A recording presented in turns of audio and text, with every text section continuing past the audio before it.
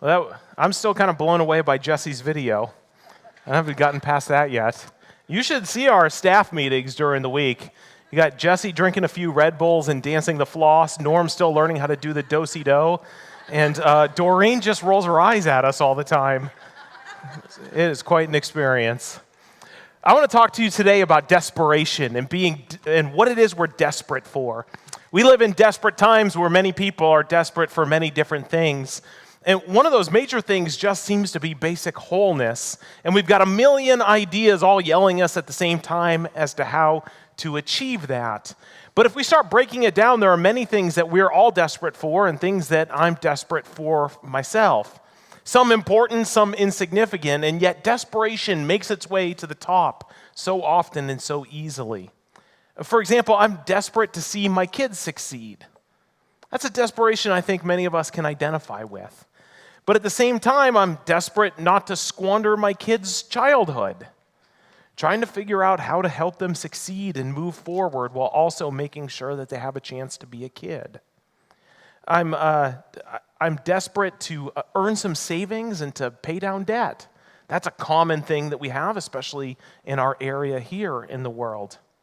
I'm desperate to see Americans learn to love one another again.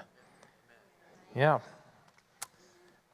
I'm desperate to see the church love Jesus as much as it loves busyness, or to love it as much as it loves kids' sports, to love Jesus as much as it loves money, politics, and leisure. I'm desperate for these things. On a personal level, I'm desperate to have a ministry and a career that is impactful and meaningful and growing. I'm also desperate to see Duke knocked out of the NCAA tournament.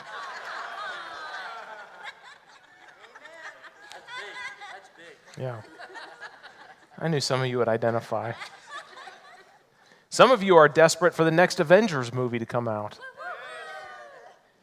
It seems to be a really popular one this morning, Norm.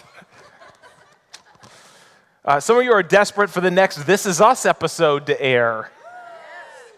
Yeah, I watch you all on Facebook. I still haven't seen 90 seconds of that show, but what I do know about it is that women like to watch it because they like to cry. Do I have that right? No. I think I have it vaguely right. This is what, my daughter is desperate for the next Stranger Things season to come out. Yeah. So you guys were supposed to be more excited about the Jesus thing than the TV thing. Huh. All right. Lots of work. That's right. So let's talk about this. The text today that we're going to read in Matthew chapter 9 is about desperate people. People are desperate. They're at the end of their rope. They're at their last chance. And in being desperate, they turn to Jesus. And this becomes a meaningful and important act in their life. Every week there are a lot of things I want to talk about, and every week I do a lot of work cutting things out of the sermon because they don't quite work in the flow and the direction that we're heading. One such thing that I want to put out on the table before we get to the text, because I'm not going to talk about it again, is the important role of women in this text. You see, in the ancient world, when a father found out whether or not they had a boy or girl, they would mourn the birth of a daughter. Boys carried on the family name. Boys took on the family business. Boys were considered honorable. And so often in the ancient world, women were not honored in the same way. But the early Christian church tended to be very different. They were one of the very first religious gatherings, organizations to affirm the full value of women in the church. There was a belief that women were full inheritors of the kingdom of God. And this was a vitally important belief in the early Christian church.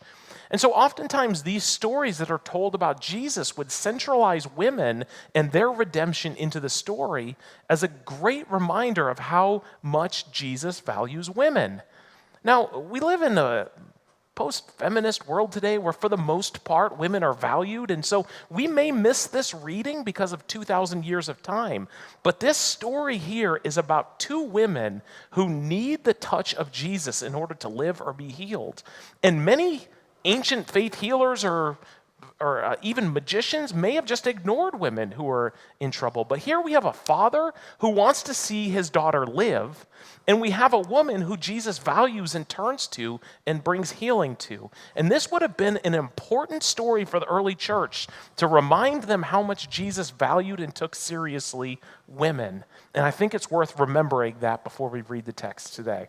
So let's take a moment and look at it. We're going to be in Matthew chapter 9, verses 18 to 26. And we're going to read the story of two desperate people who desperately needed Jesus' touch and how Jesus responds to desperate people. Would you stand with me as we read the word of the Lord this morning?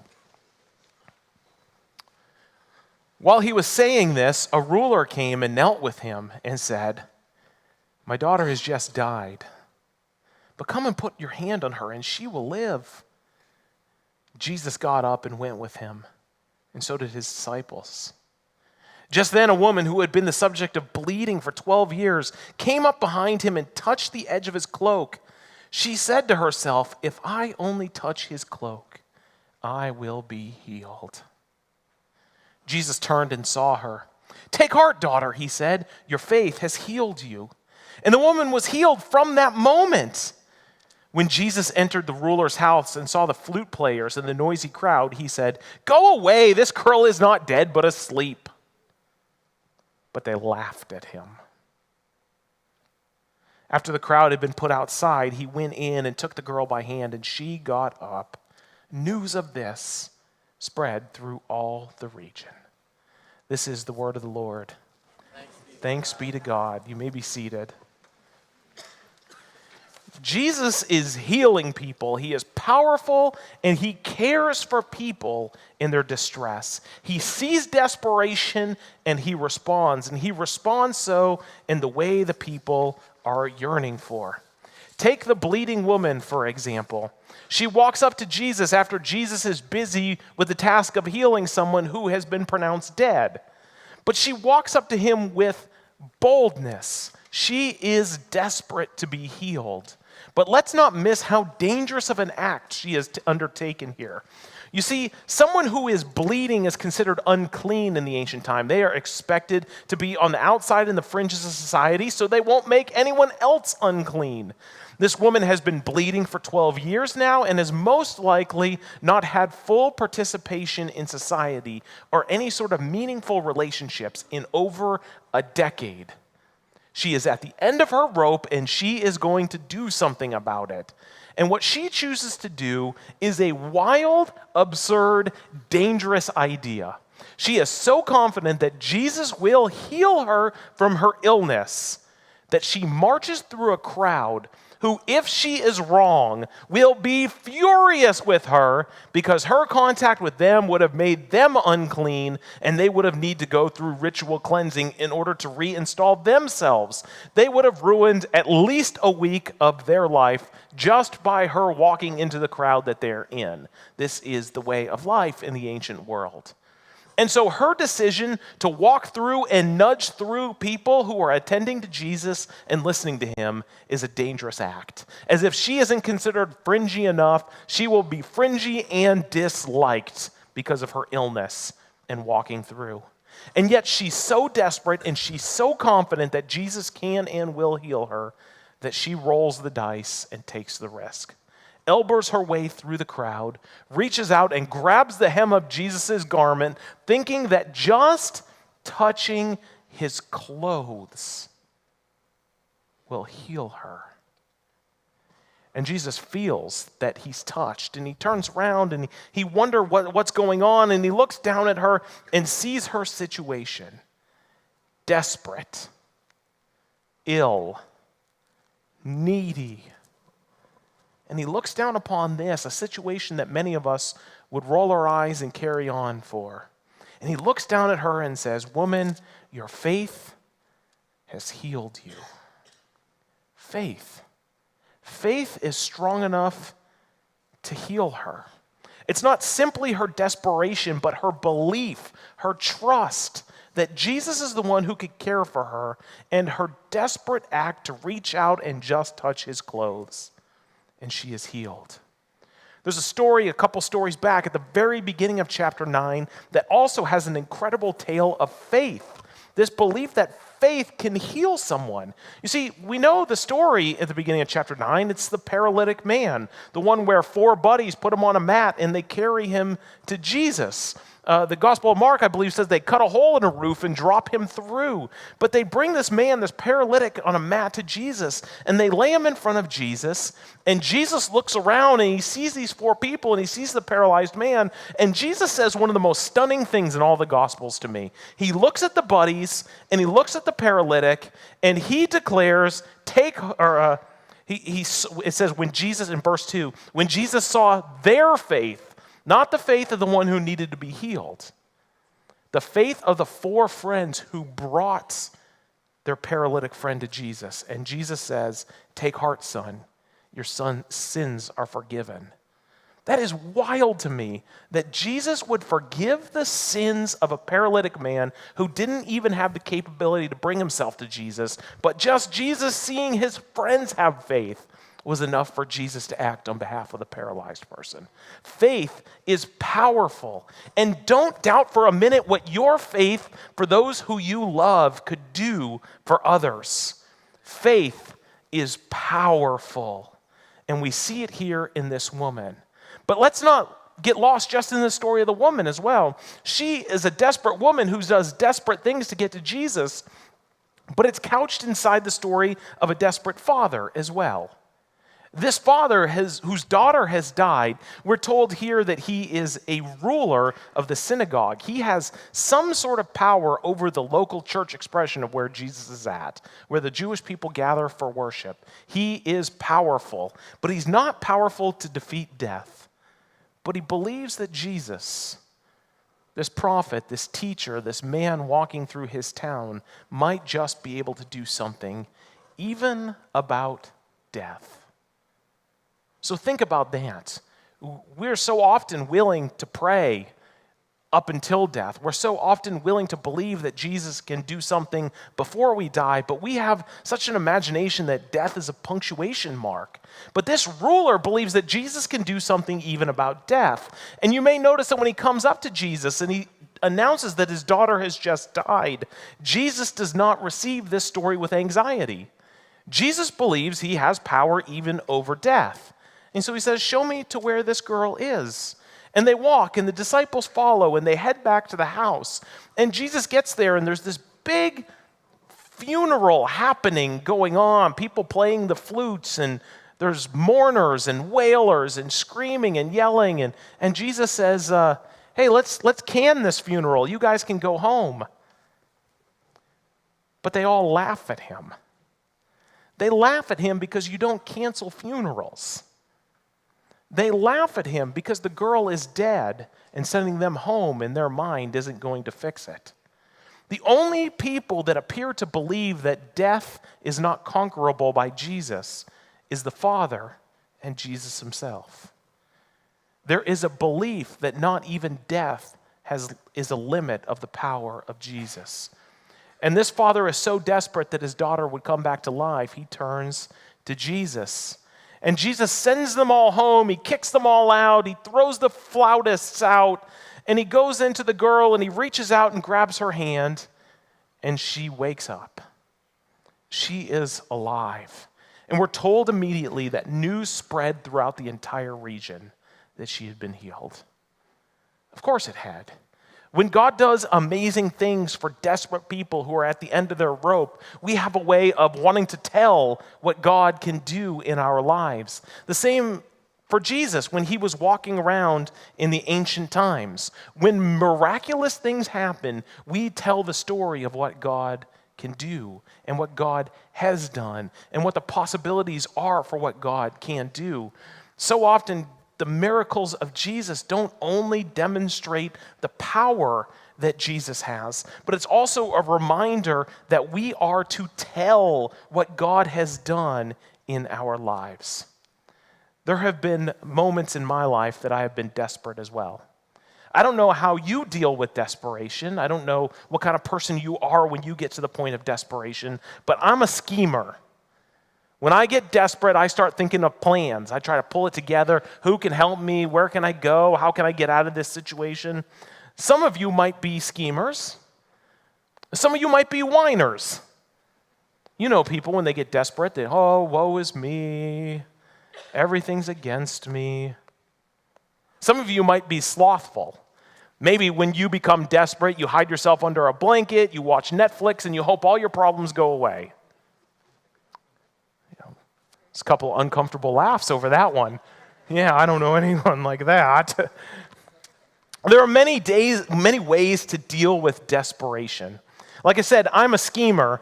There was a time, just to give you a picture of how this has been my whole life, when I was in high school, I once got a really terrible progress report.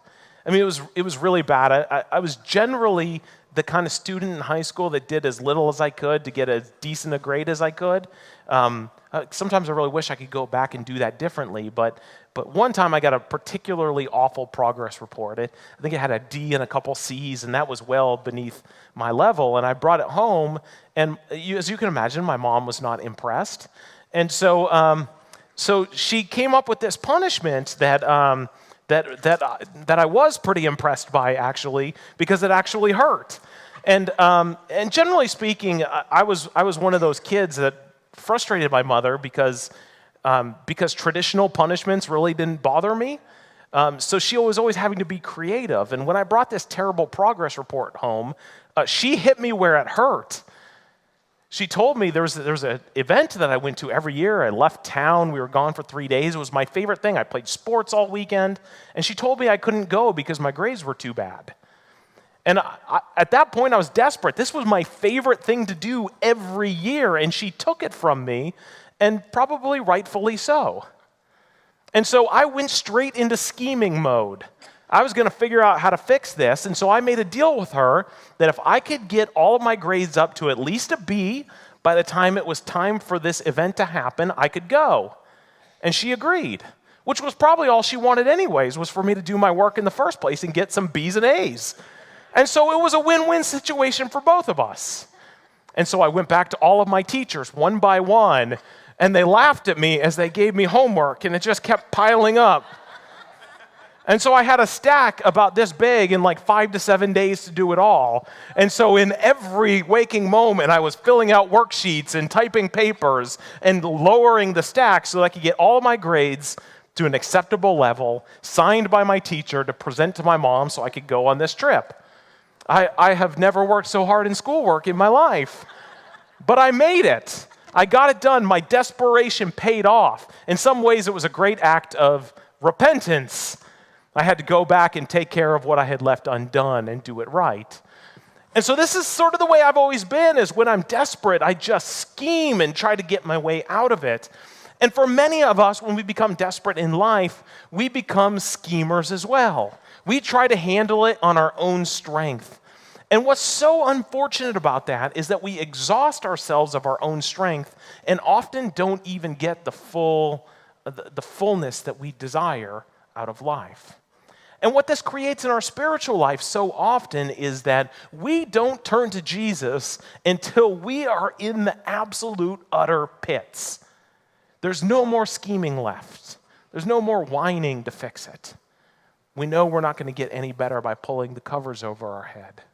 We get to a point beyond desperation that looks like exhaustion, and it looks like depression, and it looks like defeat, and it looks like absolute brokenness. And at that point, we turn to Jesus, and we act as if he's some sort of genie, that if we rub his lamp just right, then maybe, just maybe, he'll fix it for us. I'm not entirely sure that this is the idea of what a relationship with Jesus is meant to look like.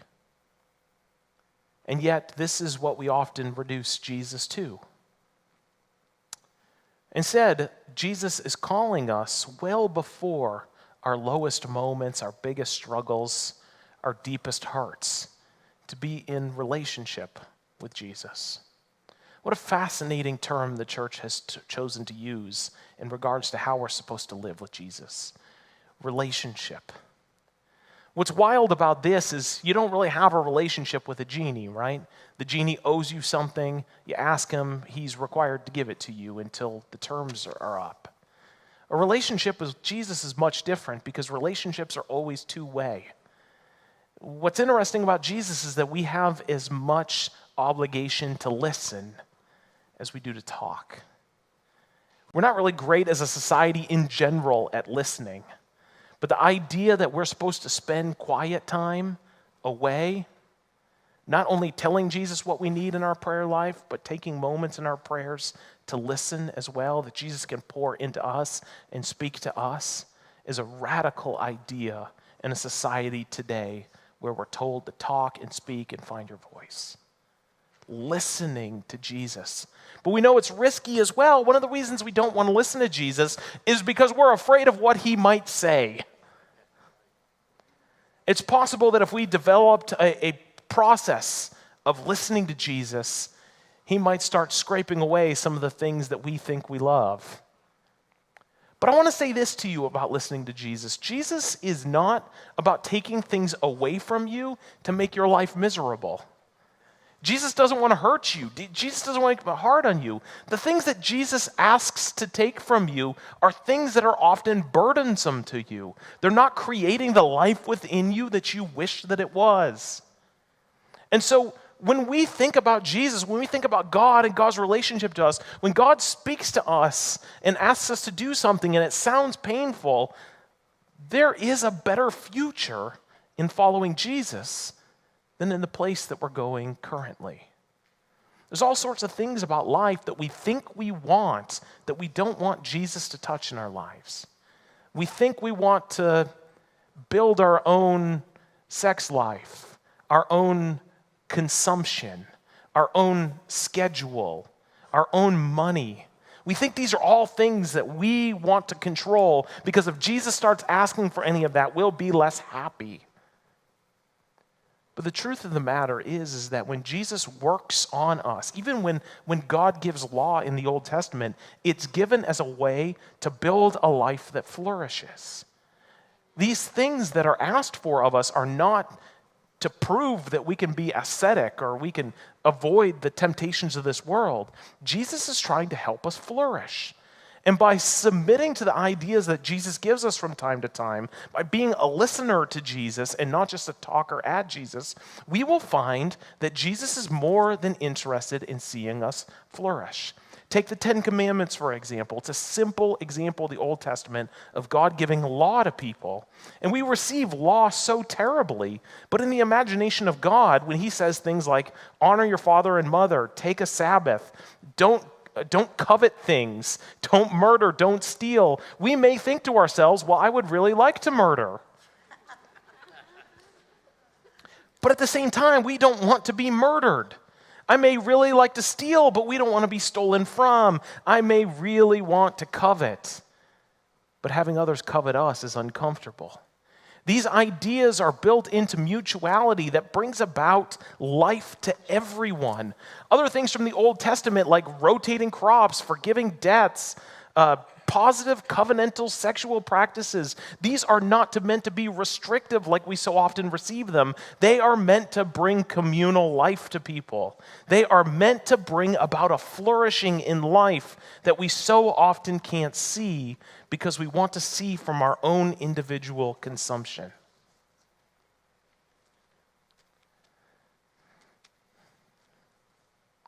The folks in our text here today come at Jesus with desperation. There's something about him. They've known something about Jesus before this moment that makes them believe he is worth following, listening to, trusting in, putting their faith in. There is something about Jesus that attracts them to him. And they become desperate for that Jesus. They break societal norms. They break through crowds.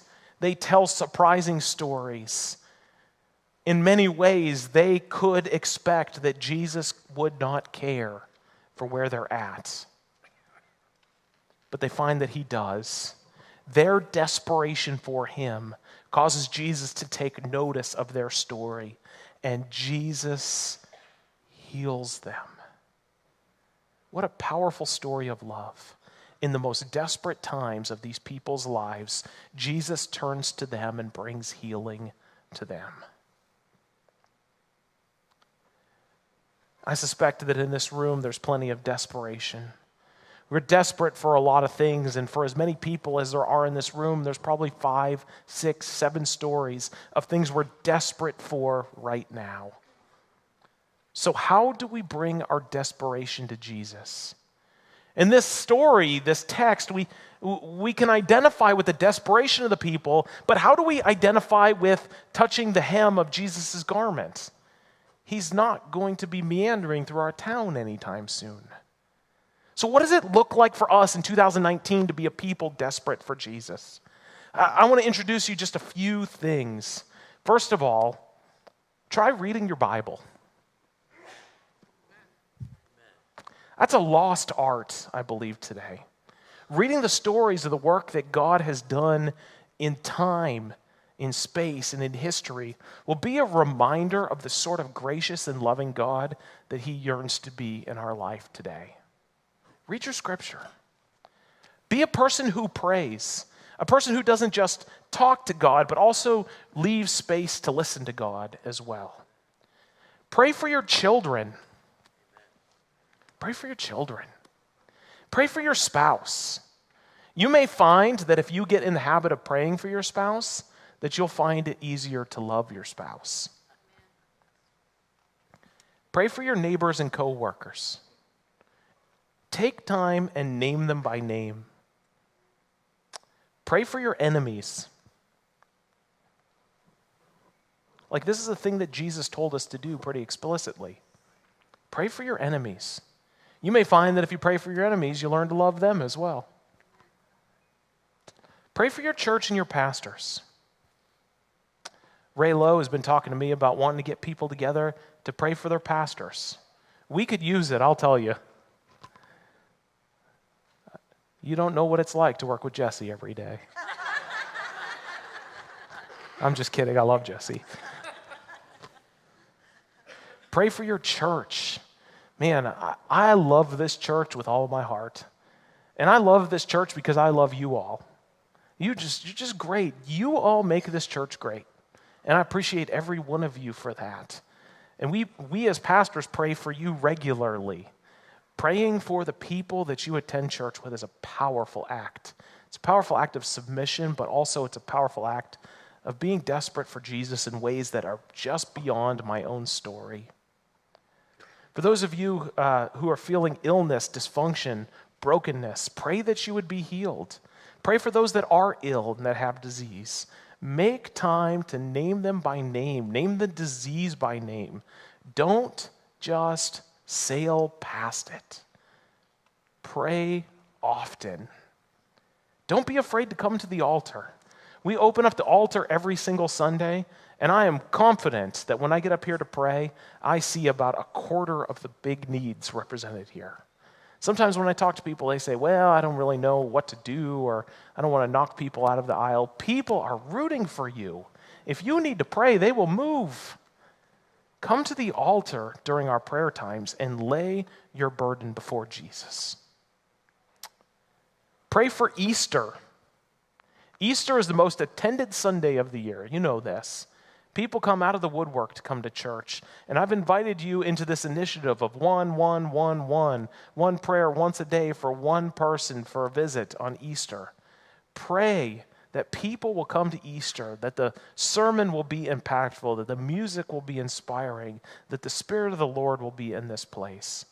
Next week, we're going to support your prayers by giving you prayer cards. They'll be here. I think we're going to put one in every chair and have one for you. That then gives you a tangible thing to give to someone and invite them to come with you on Easter Sunday in a few weeks.